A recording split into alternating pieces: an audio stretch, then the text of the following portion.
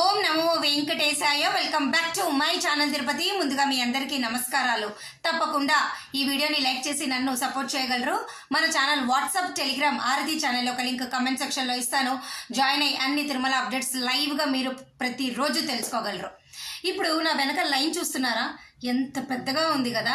ఇదంతా కూడా free queue line. Vaikuntham queue కాంప్లెక్స్లో నుంచి భక్తులు వెళ్ళి స్వామివారిని దర్శనం చేసుకుంటారు కదా, ఆ లైన్ అనమాట. సరే, మేము ఈ లైన్లో నించోలేము, మేము ఈ కష్టాలు పడలేము, ఇన్ని గంటల సేపు పిల్లలతో మేము ఉండలేము, పెద్దవాళ్ళతో మేము ఉండలేము అంటే మీరేం చేస్తారు?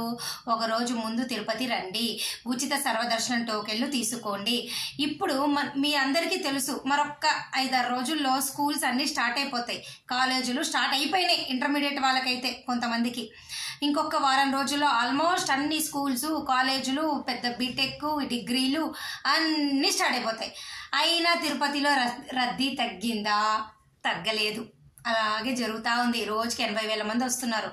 కాబట్టి ఈ రద్దీని, ఈ క్యూ లైన్ని కాస్త మేము ఇంత కష్టపడలేము అంటే ఒకరోజు ముందు వస్తే ఉచిత సర్వదర్శనం టోకెన్లు అర్ధరాత్రి 12:05 మీ అందరికీ కూడా తిరుపతిలోని విష్ణు నివాసము, శ్రీనివాసము, భూదేవి కాంప్లెక్స్లో ఇస్తున్నారు. నిన్న కూడా రేపటికి సంబంధించి 8,000 ఉచిత సర్వదర్శనం టోకెన్లు ఇచ్చారు. 2,000 శ్రీవారి నడక మార్గం టోకెన్లు ఇచ్చారు. ఒక్కొక్కసారి 9,000 ఇస్తారు, 10,000 ఇస్తారు. ఓకేనా? శ్రీవారి నడక మార్గం వాళ్ళకైతే 2,000 కంటే ఎక్కువ టోకెన్లు ఇవ్వరు. అయితే ఈ టోకెన్లు ఎవరైనా నేరుగా వచ్చి క్యూ లైన్లో నించొని మీరు కౌంటర్లో మీరు నించుంటే మీ ఫేస్ స్కాన్ చేసి మీ మొబైల్ నెంబర్ ఎంటర్ చేసుకొని, మీ ఆధార్ నెంబర్, మొబైల్ నెంబర్ అవసరం లేదు, ఆధార్ నెంబర్ ఎంటర్ చేసుకుని మీకు టికెట్ ఇస్తారు. మీరు మరుసటి రోజు, సపోజు ఎలా చెప్పను, ఈరోజు గురువారం కదా, ఈరోజు అర్ధరాత్రి మీకు 12 గంటలకు ఈ టికెట్లు ఇచ్చారే అనుకోండి, మీకు శుక్రవారం అవ్వదండి, శనివారం అవుతుంది. కాబట్టి మీరు ఏం చేస్తారు? ఈ టోకెన్లు తీసుకొని తిరుపతిలో అర్ధరాత్రి 1:30 కల్లా ఈ టోకెన్లు తీసుకోవడం అయిపోతున్నాయి. దాదాపు 10,000 మంది టోకెన్లు తీసేసుకుంటున్నారు.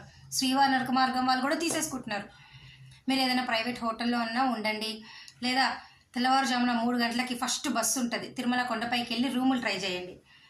సిఆర్ఓ ఆఫీస్లో ఉదయం 5 నుంచి స్టార్ట్ చేస్తారు రూములు ఇవ్వటం. మీరు ఇక్కడ 3ంటికి ఫస్ట్ బస్సు ఎక్కారంటే 4 o'clock కల్లా అక్కడ చేరుకుంటారు. చక్కగా క్యూ లైన్లో నించోండి, రూములు ఇస్తారు. తెల్లవారుజామున 7 కల్లా రూమ్ వస్తుంది, ఇంకా పడుకోండి. లేదు అంటే తిరుపతిలో ప్రైవేట్ హోటల్స్ ఏమైనా ఉంటే తీసుకోండి. ఓకేనా? మీ ఇష్టం. అలాగే లేదు, మేము కొండపైన రూములు వద్దు, తిరుపతిలో ప్రైవేట్ హోటల్స్లో ఉంటాము అంటే మీరు ఇక్కడ తిరుపతిలో లోకల్ ఏమన్నా టెంపుల్స్ ఏమైనా చూసుకోండి.